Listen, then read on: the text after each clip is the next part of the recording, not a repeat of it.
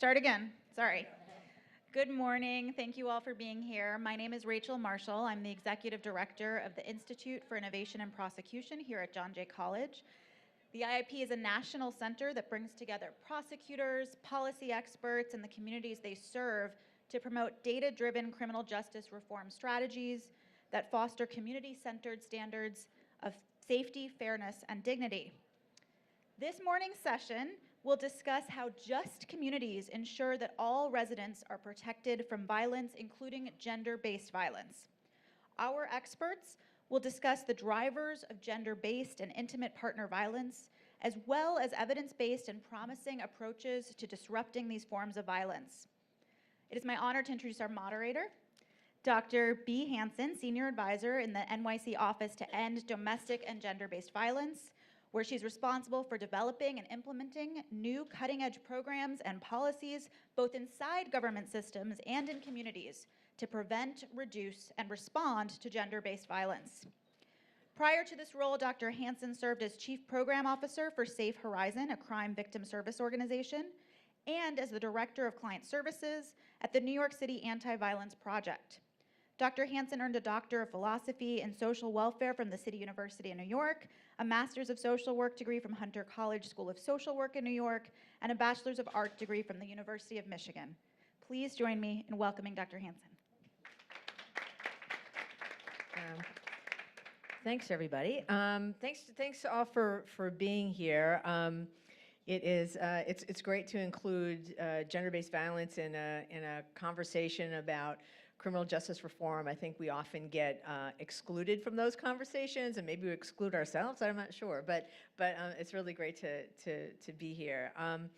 I also worked with Carol Mason. I headed up the Office on Violence Against Women in the Obama administration, and before coming back to New York, and happy to be here with some old and new colleagues. So I won't go through all of their bios. They're in the information that you received, but Bernadine is a research fellow at Columbia University, Bernadine Waller, and has done incredible work around community-based violence and focusing on Black women and here in New York, so really excited to hear what she's got to say.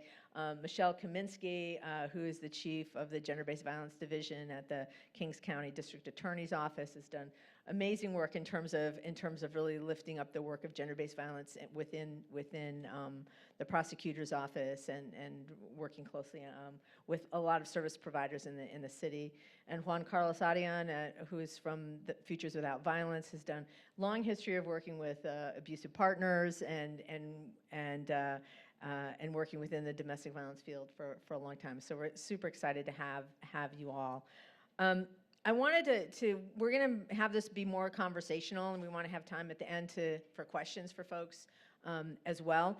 But I just wanted to set the scene a little bit. You know, I've been working in this field for a really long time, and it's interesting to me that you know how common gender-based violence is and how much we don't really talk about it. We don't talk about prevention. We don't talk about interventions, except for I think those of us that are doing this work, and I know many people here are doing this work as well. But you know, it affects more than 40% of women and 25% of men. So it's not like it's a little problem. It's a massive problem. So I think, you know, one of the things I'm struggling with now is like, how do we talk about it? How do we get people to talk about it? How do we talk about it ourselves?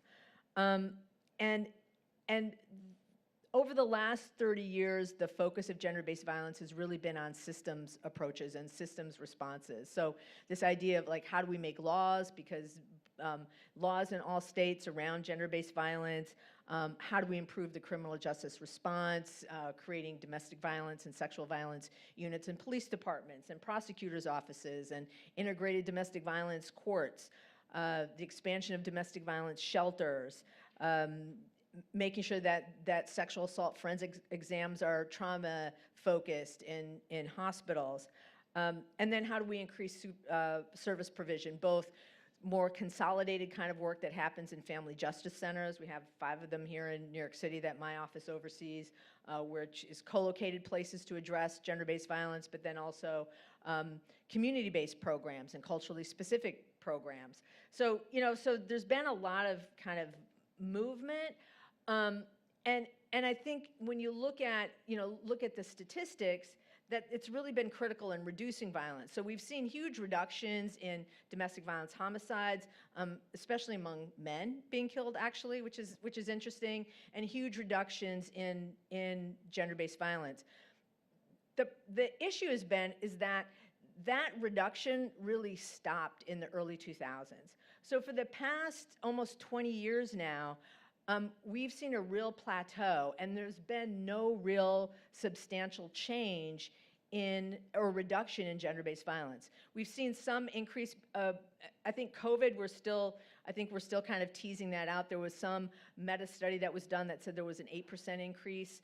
I think in New York City, we haven't really seen an overall increase if you compare it over a longer period of time. But what we see is that, this plateau, like for example, here in New York City, we're not seeing any decreases in gender-based violence homicide. We're at the point now where 40% of felony assaults in New York City are related to domestic violence. So it's a huge, huge problem. And then you look at like where the resources are allocated. So we've invested in these kind of system approaches, and we're really at a point where we need to think about how do we do this differently if we're really going to reduce domestic violence and gender-based violence in general. We've been using this cookie-cutter approach that requires law enforcement response, which can ruin families and ruin individuals and ruin communities. A shelter response that is helpful for some people, but for other people, it's pulling them out of the communities where they have the support and the trust that they need. That sexual assault forensic exams oftentimes don't result in any kind of prosecution, but it's a totally invasive process for survivors. So I think the conversation we want to have now is how do we think about the impact of some of these choices that we've made, and how do we think about things differently? And there's a lot of people that have been thinking about this for a long time. Actually, we're very opposed to the way the whole Violence Against Women Act was created in the first place, because it was very focused on criminal justice systems. But the recent focus, I think, around the impact of the pandemic and around racial justice reform has really provided, I think, an opportunity for a broader group of people to really be discussing this. And so we're excited to be part of the conversation, the broader conversation here, and to have this with you. So I'm going to throw out a few questions for the panelists, and then we want to have some opportunity for you all to dialogue too. So I'm going to start about, and maybe I think Bernadine, maybe you can be the start on this. Is like to think about from the work that you've been doing, what do you see as some of the root causes and some of the kind of underlying determinants around gender-based violence and impact on folks? Thank you so much for that question, Bea. I think, again, to center my work, I think if we're focusing on the most underserved women who are experiencing gender-based violence, if we can look to target our services, our supports and resources on those women, then we can elevate every woman. And so that really does hone in on my work. My work really does center around Black women who are experiencing intimate partner violence victimization. The reason why I chose that is because they don't have the highest prevalence rates. The highest prevalence rates really do rest among Native American women. However, they have the poorest outcomes. They're more likely to be murdered than women of any other racial ethnic background. And that's very telling.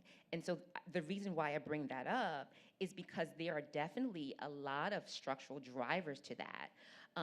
I want you to think of things, macro systems like the educational system, right? And so before I decided to hone in on Black women, I did some studying on Black male batterers. And what I found is the batterer intervention system is misaligned with how Black people's ways of knowing and being.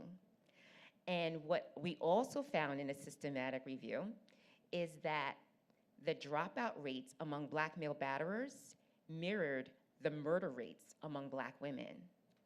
So if we can fix the batterer intervention program and make sure it's culturally salient, sorry about that, my alarm for a reminder.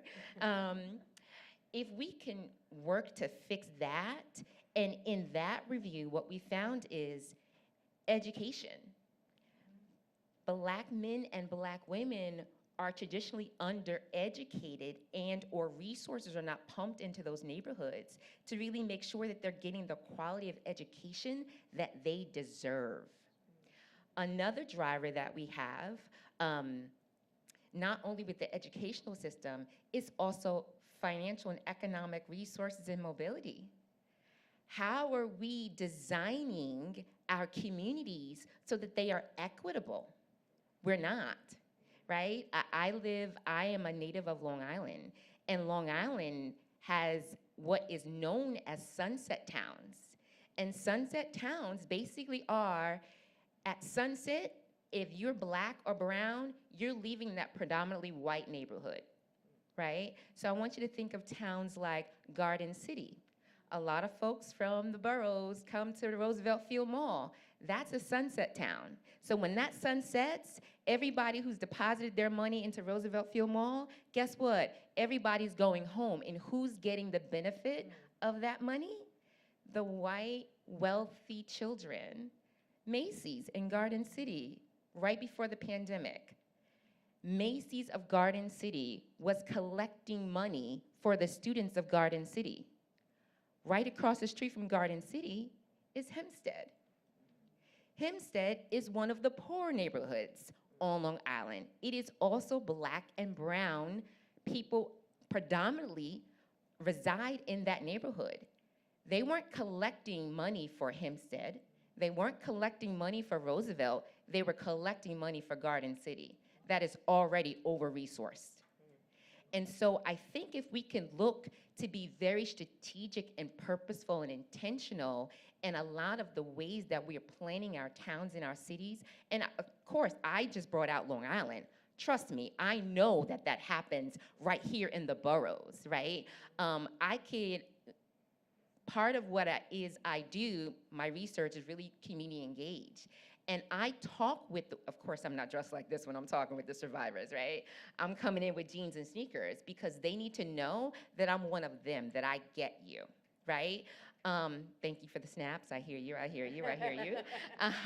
You need to know that I'm one of you and that I get you and that I'm doing this work because I'm invested. And I am invested because I had a girlfriend in high school who was murdered by her intimate partner.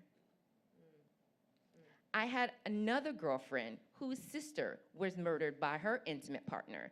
And so this is not just me trying to, oh, Bernadine wants to do some good deeds. No, this is Dr. B who's decided that I'm on a mission. And if there's gonna be a change, if I'm gonna be the force that I need to be in order to make sure I am reflecting and working and partnering with Dr. Hansen and Michelle, right? And talking with them and telling them, I've talked to these women, and here are the brokens in your system, and this is what needs to be fixed. And so if we're looking at these structural drivers and indicators, if we can help the most underserved communities, then we're gonna lift everyone's community. Thank you, Bernadine. Thank you. Because I think Bernadine talked about abusive partners, so I'm going to go to Juan Carlos to talk a little bit about from your perspective in your work, where you've seen some of the drivers and what's behind a lot of the violence. Yeah, in some way that's the $64 billion question, right? Because it's like, oh, if it was one thing, maybe we would have solved the problem by now. Obviously, it's extremely complex. And I think part of the problem is that we have different pockets of people doing work that say, oh, this is the driver. Oh, that is the driver. But it's really the combination of things, in my opinion. For me, more than 30 years working with abusive partners, it's obvious that a central driver is how we socialize boys. Sexism, patriarchy, whatever you want to call it, you know. when we tell boys that they can resolve things through violence, and that they shouldn't have any feelings and they shouldn't be vulnerable, that has an effect, not only in gender-based violence, but in violence in general. And that's one thing that I did want to talk about, is that we need to start breaking these silos. It's wonderful that we have this panel in this conference, but I think this should be central to the conference, because even though we define gender-based violence by survivors, as it should be, right? Like primarily people who identify as women and LGBTQ and folks of other genders. If we go into perpetrators of violence, and I'm not only talking gender-based violence, of all violence, are by and large people who identify and have been socialized as males, right? So what's up with that? Why is that happening? We need to be asking those questions. And then, in addition to that socialization, and let's face it, the air that we all breathe, patriarchy and sexism and racism and homophobia and all of that, then you have those other drivers that you were mentioning, education, poverty, which sometimes in our fields have been discarded in some way. You know, well, it's true it happens, you know, to people of all socioeconomic status, but the impact is different, right? We need to have those open conversations. And when I'm not surprised about what you were saying about your research, and I will look it up for sure after this. But in particular, the field, the so-called battering or batter's intervention, or abusive partner intervention, as it's called in New York now, has traditionally been totally ignored culture. It has only focused on gender, which it has to, right? But still, you know, if you think about it, the most common model used across the US is the Duluth model. Yes. Have you ever been to Duluth? There's not a lot of people of color there. There's indigenous people there. You know, and not to reduce the importance of that work, but we need to, I think even now, I think it's been almost 50 years since the first program started in the 70s. Even now, I could count with one hand, maybe one and a half hands, how many programs take into consideration other aspects of culture, race, sexual orientation. Generally, those things don't exist. And I have to say that's one of the frustrations of my career, because I have seen movement in other aspects of things, but this one is harder. And I know the domestic violence field, by and large, has started to reckon with issues of race since George Floyd and other murders. But for batter's intervention, I don't see a lot of that. So there's a lot of work that needs to happen. Thanks, Juan Carlos. Michelle, do you want to talk a little bit about from where you sit as a prosecutor doing this work? Yes. You have a you should have you. Is it on? Yep. Oh, okay. All right. I agree with what Juan Carlos and Bernadine have said. I'm looking at it through the lens of the criminal justice system, what I see, and you know, a lot of research shows, depending who's doing the research, as to the root causes of domestic violence, there's, you know, one theory that it's the patriarchy, another that it's structural conditions like racism and poverty, another theory is it's individual psychopathology, and I've seen it all from my position in, before I was chief of the Gender-Based Violence Division. I was running the Domestic Violence Bureau for 8 years, and before that I was a domestic violence prosecutor for 17 years. And I've seen all of that. So, which even complicates it more, because how do you address with all these, there's so many layers to it. And then when it comes to the drivers of crime, which is really a term of art used as a lot of criminologists are looking at who are the drivers of crime, and then in applying it in the context of gender-based violence, I think it's really difficult, because I can't tell you there's any one type of driver doing this.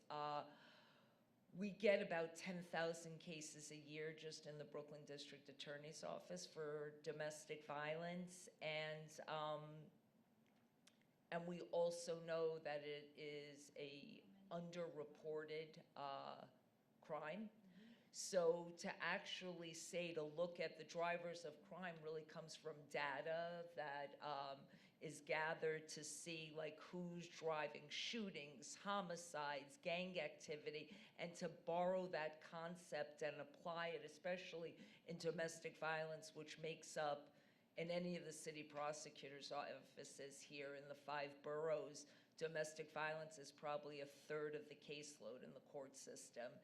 And again, I can't say that we could draw any conclusions from the data as to what one individual person looks like who's doing, committing these acts.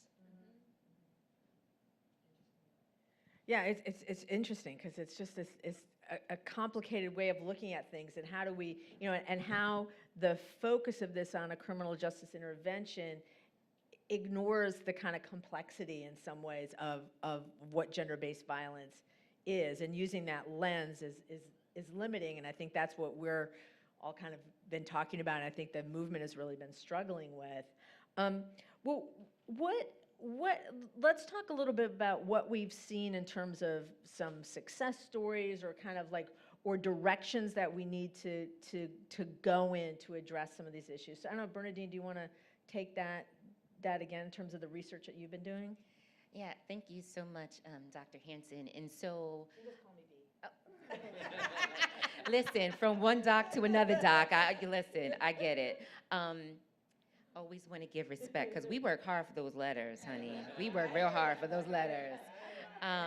Especially working full-time and working for those letters. Sis, I get it. But B, as you've asked me to call you, now, Sidan, I messed around and forgot the question. So it's really like, what are some kind of like either successful strategies you've seen to address some of this that are kind of a new area, or sort of some of the gaps in direction that we need to move in? I think what we need to do is we need to be in the community. How can we say we're serving and servicing a community that we are not immersed in? We need to have boots on the ground. We need to be there. They need to see us before they see there's a problem. They need to see us as partners with them to help develop solutions. I'll give you an example, right? Because I come with the research lens. And so 2 months ago, I started a study that was actually supposed to end for funding purposes. Things got held up. But in 3.5 weeks, I collected data, qualitative data, from 30 participants in 3.5 weeks. For those researchers who are here in this room, you will tell me that that is unprecedented, and that never, when I tell you never, it never happens. Most of my sample was a snowball sample, because what happened was I had survivors who told other survivors, talk to Dr. B, because guess what? She's real, she's keeping it 100, she's one of us, and she wants to center our voices in what she's doing. And when the survivors found out that that's what I was doing, I had no problems reaching my end. Right? Because what my goal is, and B's like, Bern, what are you working on? What are you working on, right?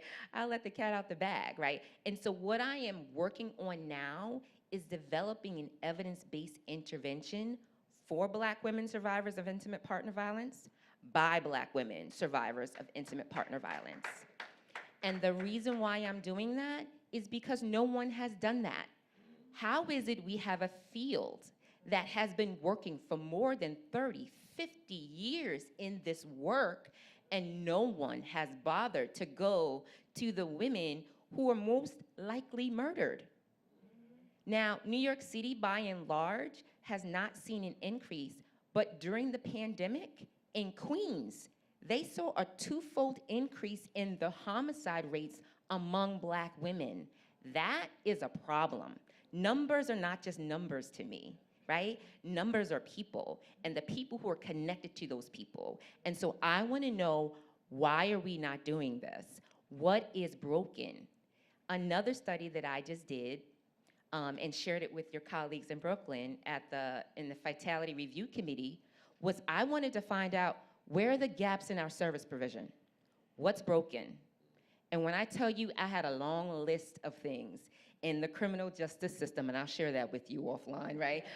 She's like, please don't expose me, Bernadine. I promise I won't do that, right? I had a long list of brokens and things that need to be fixed.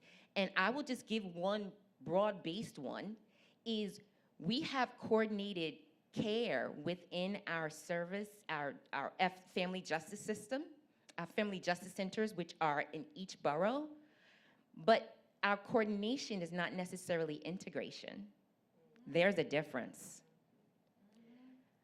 And the biggest issue, and I brought this up to Commissioner Sewell when I saw her a couple of months ago, the family court system isn't talking to the criminal court system.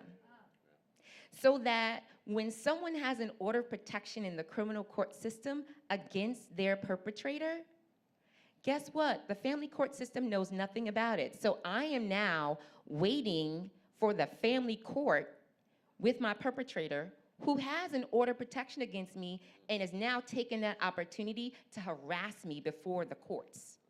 That is a problem. And so I think if we can make sure we are truly investing our time, our energy, our resources within these communities that are saying, you know what, I called the police and it took a whole hour and I live 2 blocks away from the precinct. That's the problem, right? And these aren't things that we don't know happen, which is why I have no problems with saying it publicly. I'll tell you the other stuff, I promise, off to the side, right? But if we can really invest in these communities, invest in the communities that people seem to have forgotten, and center their voices, ask them what the problems are. They know what the problems are. They're experiencing the problems. And if they know that, they will help you find solutions, because the question and the knowledge and the solutions always rest with the people. They don't rest with people like myself. What I do is I work with partners who are invested in looking for these solutions. I get the funding, and we try and make some changes and shifts. So it's all about community, B. Yeah, no, community and the collaboration, both of those things, yeah, for sure. Thank you, Bernadine. Do you want to talk, Michelle, a little bit about how you see some of the successful strategies and some of those gaps as well? Yes. So again, I'm talking from the lens of the work that I do. I started in the district attorney's office in 1992, and I just, in terms of success, where we came from and where we're at now, I tell everyone that back in 1992, pre-Violence Against Women Act, pre-mandatory arrest in New York, the Domestic Violence Bureau was in a rundown room in the courthouse. No one wanted to go to the bureau. Everyone saw it as you were being punished if you got sent to do domestic violence work. No one really wanted to do the work. And now where we are today, we have domestic violence units in every single police precinct in the city. We have specialized domestic violence court parts in criminal court and in Supreme Court. The Domestic Violence Bureau is the largest bureau in the Brooklyn District Attorney's Office. It's the most resourced. So we've come a long way in terms of how I think as a society we just look at domestic violence, that it's been elevated.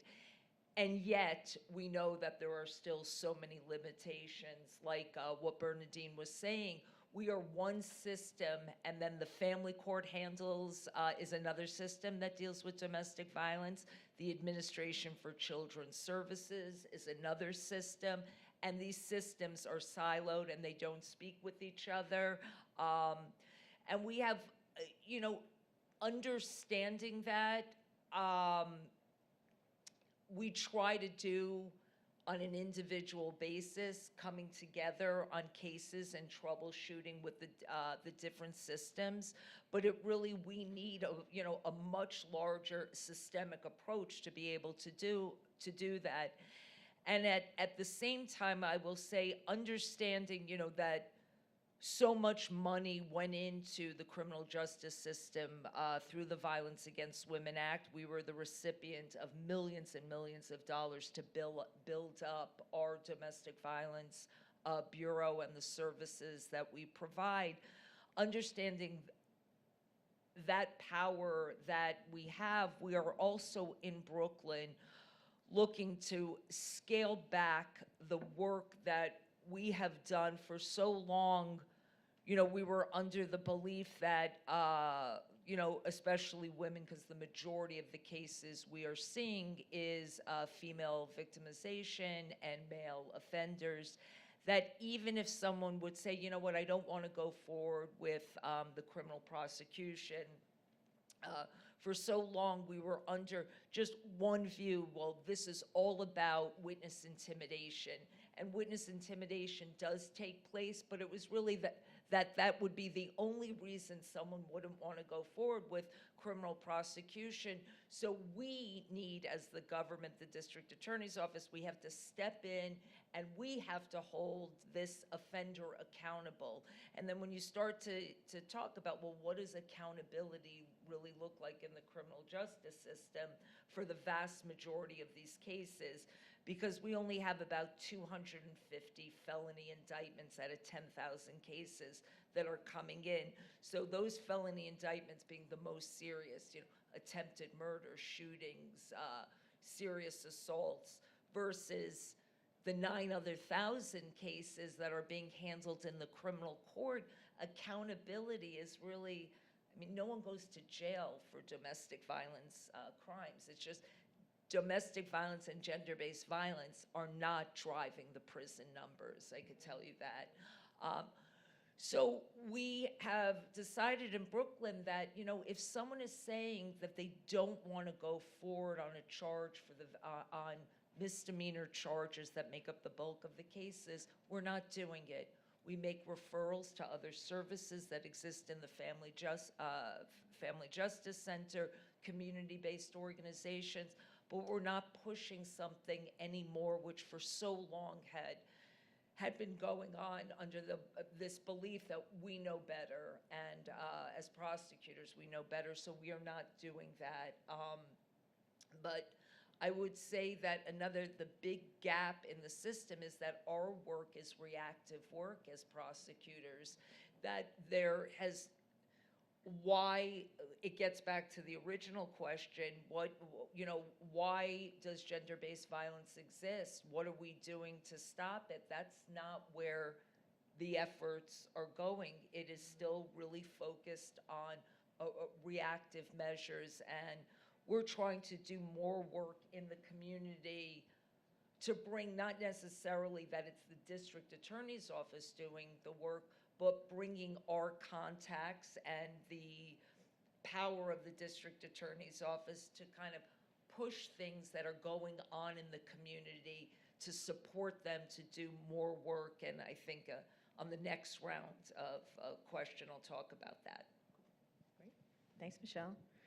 Juan Carlos, from kind of your perspective, what do you see as some successful strategies and some of the So gaps. first, gaps. I want to build upon this idea that if we only have one solution to domestic violence, we're probably doing something wrong, right? And we talk about being survivor-centered, and sometimes I guess the question to ask is which survivors, right? Which voices of survivors, as you were saying before. Some survivors, it's not that we're not survivor-centered, but we're not inclusive of all voices. And I think traditionally, we have silenced some voices of survivors. She's not ready to leave, she's in denial, we only have one solution. So at Futures, we talk about pathways to accountability, however you want to define it, because that's another thing that, what do we mean by accountability? I like to think about accountability, and this is partly a transformative justice approach, as both consequences, not necessarily legal consequences, but consequences and limits, plus support for change. That has to be part of accountability. Otherwise, you know, even if someone went to jail, I mean, we use that, right? Like, oh, he was held accountable because he went to jail. He wasn't held accountable, he went to jail, which maybe he needed to, but accountability involves also taking responsibility, right? And changing basically. So having said that, going to your question, we need different pathways to this accountability. Battery intervention programs, again, they have been around for 50 years. Maybe they contributed to those changes in statistics. I'm not sure, right? As you know, the research is quite mixed about that. But I have seen, as a practitioner, that it works with some people. But mainly people that have a large stake of conformity in the issue, right? Meaning a lot to lose in some way. And then there's so many variables, and then you don't know if it was the program itself. But having said that, I do think that people, and I shouldn't say are starting to, because I think people have been doing work under the radar, partly because our movement has been very afraid of any kind of intervention that doesn't look like mainstream interventions. But you well-known restorative justice or practices, more and more people are talking about that. And when we say that, I just always want to clarify, we don't mean putting a survivor and a person who causes harm in the same room necessarily, unless the survivor wants that, right? Restorative justice, well done, is more survivor-centered than anything else that we do, certainly than criminal responses in general, right? It's driven by survivors. Transformative justice, which is totally outside of systems. Community accountability, some interesting stuff. Mimi Kim and Sujata Baliga in California are doing some really interesting things about that. I think there's other potentials. You know, battery intervention programs have so many problems in some ways, but responsible fatherhood programs, or programs that are a hybrid between responsible fatherhood and domestic violence. There's some interesting programs. One is Strong Fathers in North Carolina that are doing that work with good results. Caring Dads out of Canada it's another possibility. But the other one that I have been very intrigued by is helplines for people who cause harm. And with the pandemic, the first helpline in the US was started in Western Massachusetts. And I had to ask the question after, like, why didn't we think about this before? I mean, the UK, Australia, Colombia, Sweden, Israel, they have these helplines and receive thousands of calls from people who cause harm, asking for help, okay? And I believe that partly is that we have had a paradigm in this country that people who cause harm will not do that, will not ask for help, or will not want to change, or will not come to programs, quote unquote, voluntarily, that we need a mandate for that.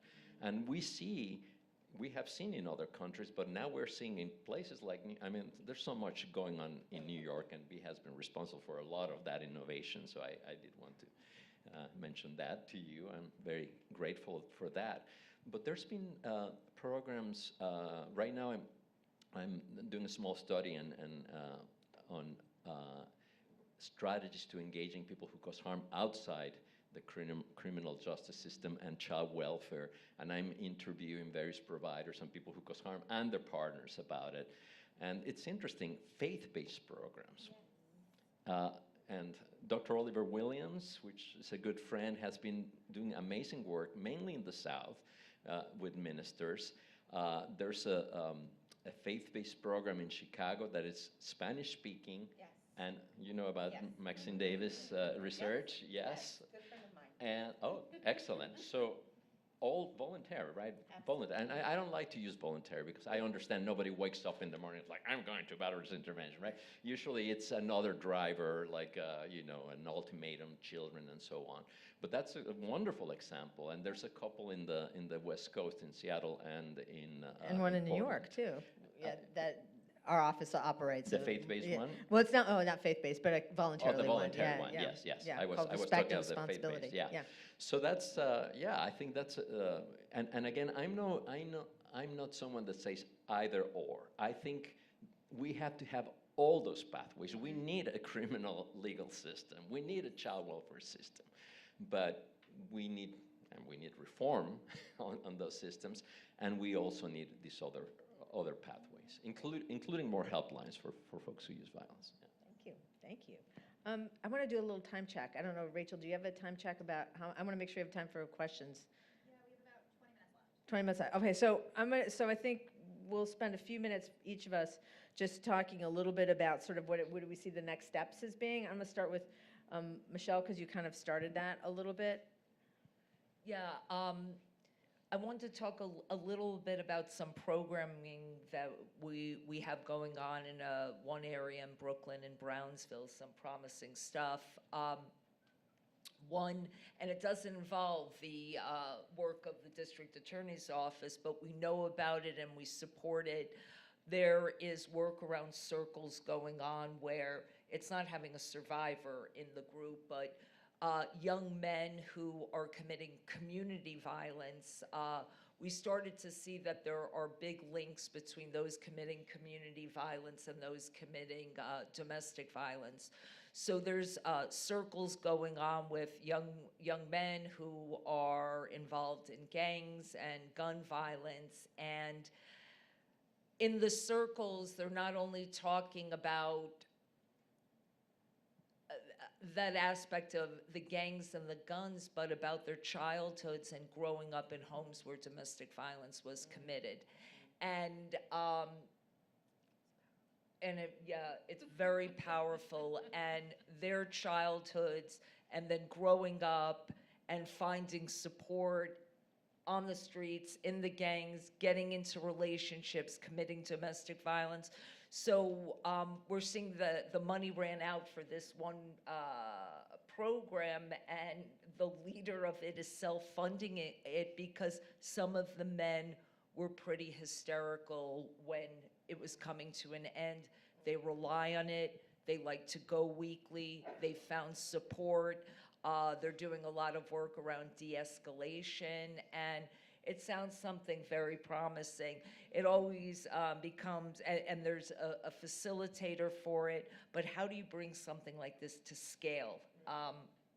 And then another thing going on is in Brownsville, about every other month, they have something called the Brownsville Safety Alliance, where public safety is turned over to the community and the police retreat from a particular area. They're in agreement that violence interrupters are responsible for public safety issues, and the police will not handle anything going on in that area. And this started at the end of December of 2020, and the Safety Alliance has met a few times, but there's some promising results going on there where whatever they see going on in this particular catchment area, it is the violence interrupters that are responsible for handling it, so the police aren't coming in. And there have been incidents of domestic violence. I'll give you one example of what happened. It involved a young woman who was 8 months pregnant. She's out in front of a store with a man. She's very upset, and she starts punching him. Now, if the police were there, you could easily see that the police could go there, and they could end up arresting the woman who's 8 months pregnant. The violence interrupter group, known as BEVO, Brownsville In, Violence Out, goes up and approaches, and the woman's really upset, and she said, my boyfriend promised that he was gonna pick up a car seat for the baby, because I'm about to give birth any day now, and install it in the car, and he hasn't done it. They removed the two of them. They brought her over as part of this Safety Alliance. All community resources that exist in the community are out tabling. They brought her over to a table that deals with maternal health care, and they were able to get her a car seat and have it installed that day. And they handled a situation that could have easily escalated with the police being the ones responding to something like this. So these are just some promising things going on in one particular local community. Great. And I know in the city, too, we've also embedded domestic violence advocates within a number of the violence interrupter programs around the city as well. Yeah. Bernadine, do you want to talk a little bit about some promising thoughts? I'm just so blown away by the violence interrupters because there is research to show that there's a connection between community violence and gender-based violence. In fact, if we go back to the mass shooting in Connecticut 10, 12 years ago, that started off as a family violence incident, and it ended up with dozens of children and teachers getting murdered because a family violence or gender-based violence incident spiraled out of control. There is a huge correlation, significant correlation, between family violence and community violence and mass shootings in particular. So I am glad that we are talking about this in this setting, because if we don't deal with what's going on in our families, then we really are not dealing with what's going on in our communities, because multiple families are what create community. That said, what I see as next frontier is really engaging faith-based organizations, which is something that I'm starting to do in my work. And the reason being is because historically, again, if you're looking at Black and brown communities, they're the most religious populations in the United States, right? The Black church has been known to mobilize voting. It's been known to mobilize public health. It's been known to mobilize cancer screenings, breast cancer, colorectal cancer. So why can it not be a place where people can go for survivors for intimate partner violence? Why is it not a place where we are providing and delivering mental health care? Some Black churches have counseling services and supports, right? Some iglesias have counseling services and supports. At Columbia, that's something that we're doing. The entire collective of our society has suffered significant mental health outcomes, poor outcomes, as a result of the pandemic. People are more depressed than ever. Depression rates have gone up, threefold increase. Rates of anxiety have gone up 2 to 3 times. And so what are we doing? We are engaging with our religious partners and teaching lay health providers how to deliver brief evidence-based interventions so that they can stay in their communities and don't feel like they have to go to a hospital or to a clinic that, again, was not developed or designed to fully service them and are not necessarily culturally salient. And so if we're going to make sure we are fully designing and developing and integrating systems of support, it's got to be with community, by community, for community. Thank you, Bernadine. Would you like to add? I just say About amen 10 more to minutes, that, I my think. gosh. Yeah. Both of you, it's amazing the work that is happening, and very, very hopeful that things are changing. So I second everything that has been said. Two things I would add. One is we need more emphasis on prevention, right? And going to schools, I know some people do that, and as early as almost kindergarten, one of the other silo interventions is the field of bullying, which often doesn't take gender into consideration. But I know that as young as first, second, third grade, it's sexual harassment, basically. We don't call it that, but because it doesn't seem appropriate, but it's gender-based bullying, you could call it, as early as first grade, right? So we need to have that analysis and look at that. The other thing, and you have really taken the lead in New York, is we need funding for these kinds, for intervention for people who cause harm.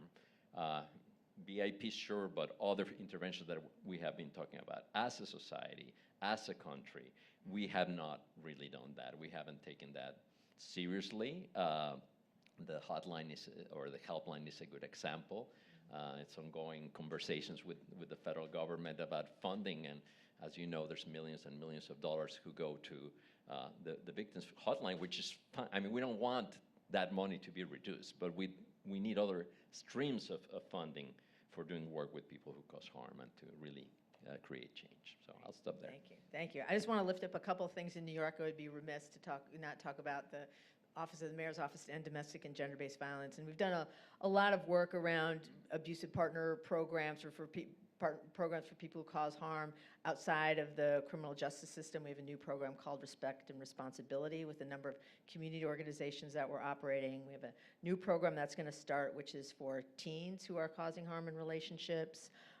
And we worked a lot with the Mayor's Office of Criminal Justice on an abusive partner program that's culturally relevant and trauma-focused, and that is free because it's always cost money. So those are a couple of things in addition to some micro-grant programs that we've had for survivors. But I wanted to open it up to folks if there are any questions. Right in the front. Oh, thanks. Hi, thank you for doing this. I'm Dara Baldwin. I do disability justice, and I just want to say thank you. And what you were talking about, Dr. B, is those closest to the problem are closest to the solution, right? We have that saying in the community. And then also being anti-racist. So I do disability justice, which centers Black disabled people, right? So you can be anti-racist is one part. The second part is being pro-Black and letting Black people lead, and we need to know this.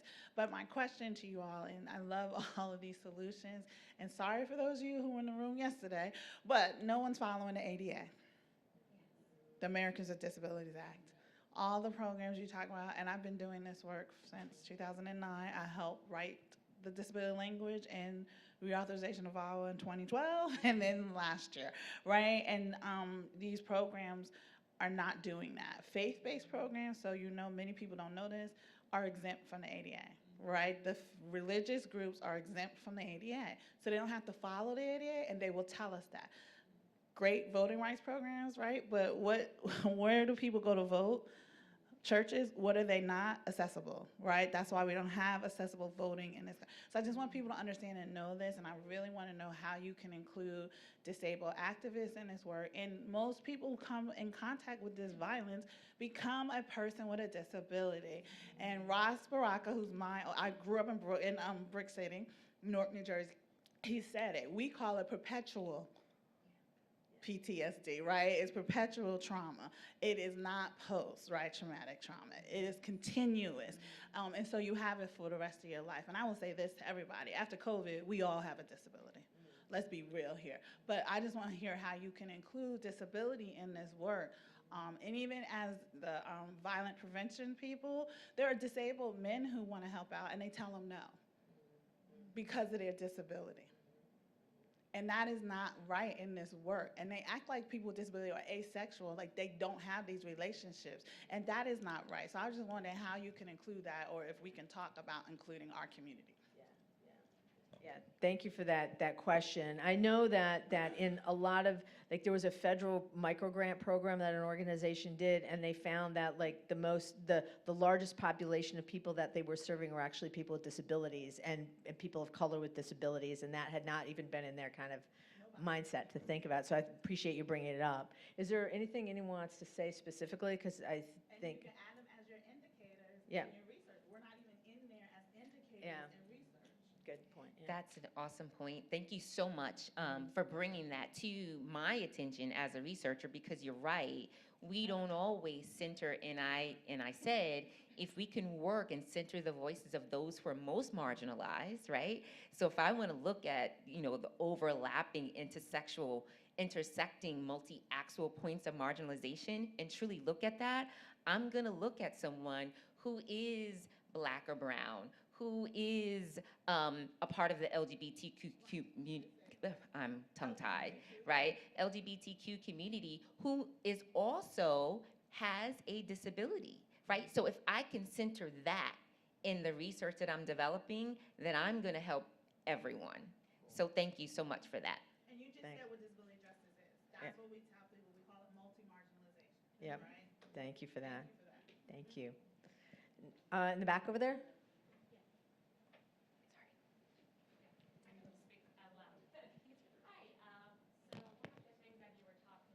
We should get a mic on, because I think they're recording it, so you should have a mic. And also, so people can really hear. Sure. Hi. So one of the things you were talking about was siloed communications between all these different departments. Until most recently, I worked at Chicago's Mayor's Office of Public Safety, working very closely with, I assume you know Darcy Flynn, our GBV advisor. And one of the things we were trying to do, advocates were asking us for the past 10 years, to break the siloed communications between the Department of Children and Family Services in Illinois and Chicago Police Department for domestic violence calls. And I was spearheading the efforts to make this data sharing happen, and Darcy and I had a conversation on pause. And we were like, we can't do this without a racial equity lens, because we know Department of Children and Family Services in Illinois especially, which is under consent decree, is notorious for its practices, racist practices. So what is gonna happen to the children of Black and brown women when those people go and know that they have been victims of domestic violence? So we were like, we need to pause, we need to make sure this silo exists for now until we can find a solution. So I was curious about these silos. How do you deal with that? Have you dealt with that in your work? What are some solutions there? Thank you. Juan Carlos, I know your office, your organization's been doing some work in this Yeah, area. some of my colleagues have been really working, and we actually worked in Illinois, in Lake County, recently. It's an enormous problem, and I thank you for naming it as racism. People talk about disproportionality, which is such a euphemism for racism, so I'll tell you where we are right now. We need, and this might be controversial, and I know we're almost at the end of the panel, we need to radically change mandatory reporting. Mandatory reporting drives this disproportionality. And we need to find alternatives to mandatory reporting. And some people are starting to do that. I was at a conference in DC last week, actually, where they were, again, a helpline or a warm line, they call it, where mandatory reporters could call for cases that are, I mean, some cases have to be reported, but the majority of them are neglect, another euphemism for poverty, right? For survivors who don't protect their children, what's up with that, right? So we need alternative, because as you know, child welfare, and there might be some child welfare people here, I respect the work, it's so hard. But this principle that they have, when in doubt, report, is extremely problematic, extremely problematic, right? So I think that's a promising practice in child welfare too, because as you know, the majority of cases are for neglect, not for abuse, for neglect. So we need that kind of response, and of course, down the pipe, many other ways in which we put in check, race, poverty, and so on. So. And I think New York State is doing a lot of work in this area as well. So there's other follow-up we could do. Can I get you over here, sir? Hi, everyone. My name is Cameron Okeke. I work at the Vera Institute of Justice. I'm a senior program associate. I have a question kind of related to like the prevention aspect of it. So I used to work with young people for a very long time. They're great and wonderful, but a lot of them don't really understand or have an avenue into a healthy relationship. So I'm from the South Side of Chicago. We're infamous for a lot of things, but a lot of the conflict when I was doing my gun violence research was around interpersonal relationships, right? And there was a big silo between the people who are like, I want to do gun violence reduction work, which normally means I want to prevent the public from seeing these, being exposed to conflicts between young Black men age 18 to 25. And then there's other people doing interpersonal, domestic, gender-based violence, who's the violence happening in the home. But when I talk to my students, a lot of the conflict that they're having with each other are about their relationships. It's like, oh, so-and-so touch my girlfriend the wrong way, or look at her the wrong way, or talk to her the wrong way. Like, it's not, there isn't actually really a silo there. And aside from the program we were running, there were no like in-school or out-of-school programs that were like, here's how to have a healthy relationship, right? A lot of the work that we do is extremely sex negative, or just like avoid hurting other people.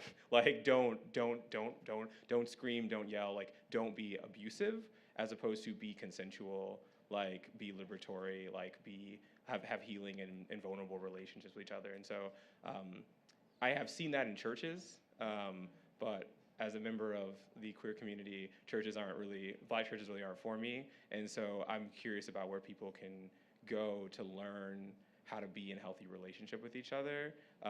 That isn't just about preventing them from hurting each other, but teaching them how to have thriving relationships. So I'll take that one. The CDC has a curriculum called Safe Dates that is specifically designed for youth and young adults to teach them about healthy relationships. If you go on to the CDC's website and look up teen dating violence, literally it's in that the core curriculum is there, and you can get trained. I believe the training is free. And when in doubt, the email address is teendating@cdc.org.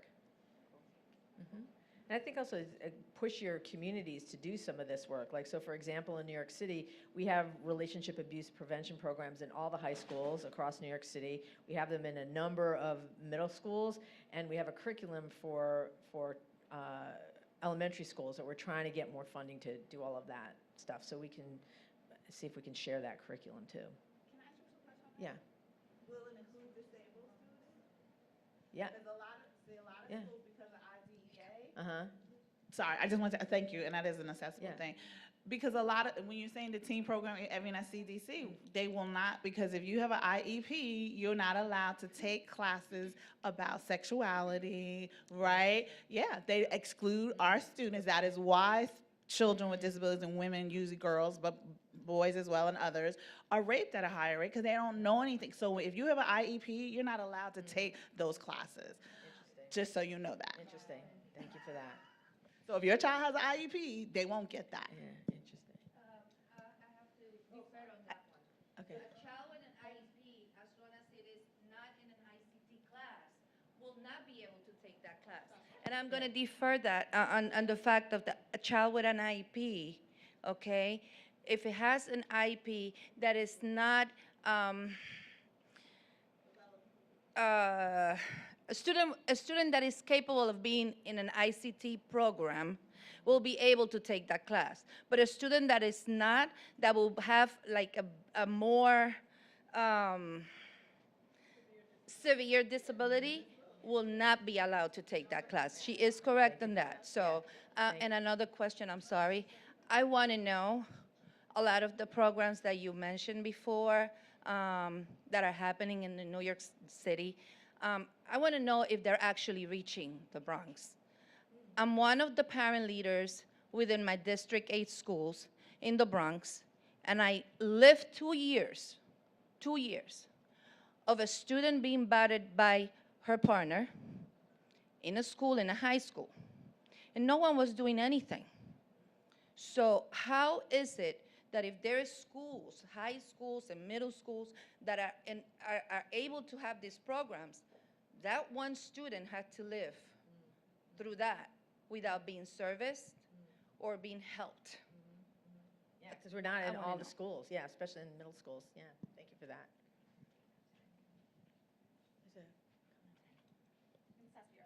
Hi, these are all great questions, by the way. I'm very appreciative of all the panelists and every single person who is here. I think that gender violence, especially in the diversity of the communities that are in New York, needs to be addressed, not just the Black community or the white community. I'm pretty sure that the Asian community is a very big proponent of, especially, they have a faith-based program in approaching that domestic violence. And then there is also that stigma of LGBTQ, of not being able to be welcomed into that community.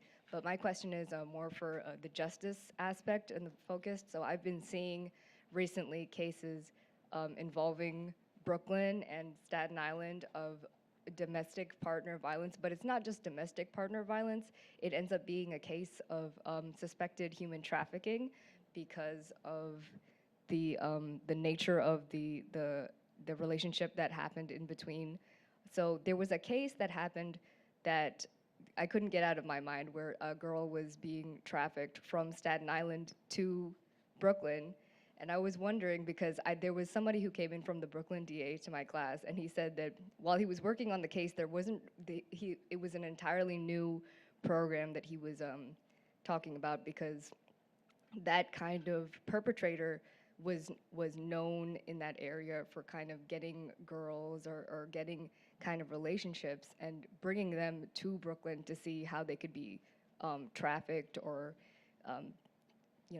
anything. So I was wondering if there was any kind of initiatives on that, or if any anything is going on for Queens or any of the other boroughs. Thank you. Yeah. I could speak to you after more for the specifics of what went on in the matter you're talking about, but I can tell you that in the Domestic Violence Bureau, often when we do an initial screen, when a case is coming in and we're speaking to a survivor, we spot trafficking cases. It could come in as a relationship crime, but then we realize that the boyfriend is really the trafficker. And that so we spot cases out of domestic violence cases where it's really a case of trafficking. We have a trafficking unit in our office that's run by David Weiss. I'm wondering if that's the person who spoke in your class. So. He said it was a new program, so yeah. So yeah, but it's something common that does happen, and that's how we're able to spot them. I just wanted to say, as to the disability question, we have a victim services unit within the Brooklyn District Attorney's Office, and cultural competency is something that's critical to the work that we do.